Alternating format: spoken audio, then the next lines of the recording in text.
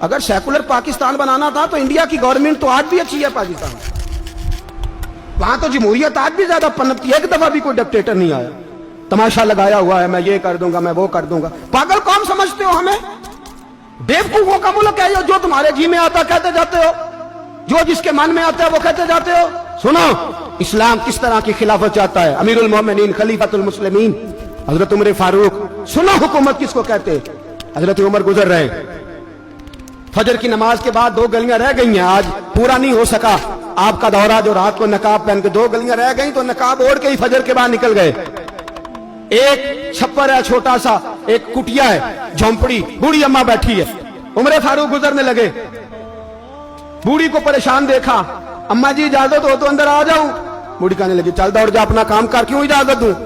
تیری مہربانی اماں آنے دو۔ کیا دوڑ جا؟ تیری مہربانی اماں گزارش ہے، چلو آ جاؤ۔ حضرت عمر فاروق فرمایا کرتے تھے میں نے اس عورت سے آئین سیکھا ہے، آئین، میں نے اس سے قانون سیکھا ہے، اس بوڑھی عورت سے۔ اندر آ گئے عمر فاروق، اماں کیا پریشانی ہے، کیا بات؟ اماں کہنے لگی خامد انتقال کر گیا، اولاد اللہ نے دی کوئی نہیں، میں غریب ہوں، 3 دن سے روٹی نہیں کھائی، 25 دینار کا قرضہ چڑھ گیا ہے، مجھے عمر فاروق سے بڑی شکایت ہے، اس نے میرا حال ہی نہیں پوچھا۔ حضرت عمر کہتے تھے مجھے اس نے دستور اور آئین سکھایا، کہنے لگے شکوہ ہے، عمر آیا ہی نہیں۔ حضرت عمر کہنے لگے اماں، عمر کو کیا پتا کہ تو اس حال میں ہے، اماں دستور بیان کرتی ہے، اماں جمہوریت کا اعلان کرتی ہے، کہتی ہے نہیں پتا عمر کو، تو عمر سے کہو چھوڑ دے حکومت، اس کے حوالے کرے جو خبر رکھ سکتا ہے، نہ ادھر ادھر کی تو بات کر، یہ بتا کہ قافلہ کیوں لٹا، مجھے رہزنوں سے غرض نہیں، تیری رہبری کا سوال ہے، عمر سے کہو چھوڑے حکومت، اس کو دے جو پتہ رکھ سکتا ہے۔ حضرت سیدنا نافع فرماتے ہیں جس کے سامنے کسریٰ اور روم کے بادشاہ کانپا کرتے تھے، میں نے اس عمر کو بوڑھی اماں کے سامنے کانپتے ہوئے دیکھا ہے۔ راشا داری ہے عمر فاروق کا۔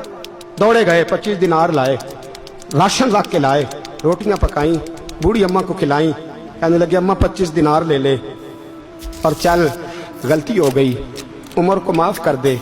اماں بول کے کہنے لگی میں نہیں معاف کرتی، میں تو پکا پھل لوں، بس گرنے والی ہوں، ایک دفعہ قبر میں جا لینے دے، میرے رسول آئیں گے تو میں عمر کی شکایت کروں۔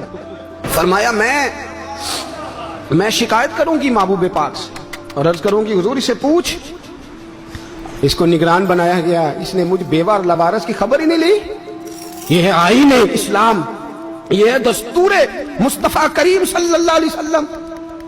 یہاں کتنے غریب بھوکے سوتے، کتنوں کے بچے روز اغوا ہوتے، کتنی مصیبتیں، گورنمنٹ کہتی ہے کچھ بھی نہیں کچھ بھی نہیں کچھ بھی نہیں، افواہ ہے افواہ ہے، افواہ ہے تو اس کا علاج کیوں نہیں ہوتا؟ آپ میدان میں سرے عام آ کے اس کا اعلان کیوں نہیں کرتے؟ جاگیے اور سنیے میری بات۔ حضرت سیدنا فاروق اعظم نے 25 دینار دیے، پھر اس اماں کو کھانا دیا، کوئی برادری نہیں اس اماں کی، کوئی ووٹ بینک نہیں، کوئی یہ اماں کسی بڑی برادری کی نہیں جس کا 2 لاکھ ووٹ ہو۔ امیر المومنین ہو کے عمر فاروق اماں کے قدموں میں بیٹھ گئے، کہنے لگے اماں عمر کمزور ہے، حضور کا سامنا نہیں کر سکتا، تیری مہربانی نبی پاک کے سامنے شکایت نہ کرنا۔ اماں کہنے لگی چل میں تیری خاطر معاف کر دیتی، جا تو مجھے کسی اچھی ماں کا بیٹا لگتا ہے، جا تیری خاطر۔ کہنے لگے چل پھر مجھے لکھ کے دے، کہنے لگی میں تو ان پڑھ ہوں، تو لکھ دے میں دستخط کر دے۔ حضرت عمر نے لکھا، ایک بوڑھی اماں کو شکایت تھی خطاب کے بیٹے عمر سے، اور پھر وہ معاف ہو گئی۔ اماں کہتی ہے میں نے اللہ کی رضا کے لیے معاف، یہ دستخط کر دو۔ اماں کے آگے کیا تو حضرت علی آ گئے، حضرت عبداللہ ابن مسعود آ گئے، کہنے لگے عمر یہاں پھر رہے ہو، میں سارے مدینے میں ڈھونڈ رہا تھا۔ اماں اٹھ کے کھڑی ہو گئی، ہائے میں مر گئی، یہ عمر تھا، یہ میں نے کیا کیا؟ حضرت عمر کہنے لگے اماں نہ، اپنے وعدے پہ قائم رہ، تو نے جو کہا تھا اس پہ قائم رہ، ہمیں تو بتایا گیا تھا یہ والا نظام پاکستان میں آئے گا، یہ کہا تھا قائد اعظم نے، یہ رنگ ملے گا تمہیں، کہا ماں تو وعدے پہ قائم رہ، لکھ کے دے۔ لکھا، اماں نے سائن کیے، پھر حضرت علی سے کہنے لگے بطور گواہ آپ بھی سائن کر دو، پھر عبداللہ ابن مسعود سے کہنے لگے آپ بھی سائن کر دو۔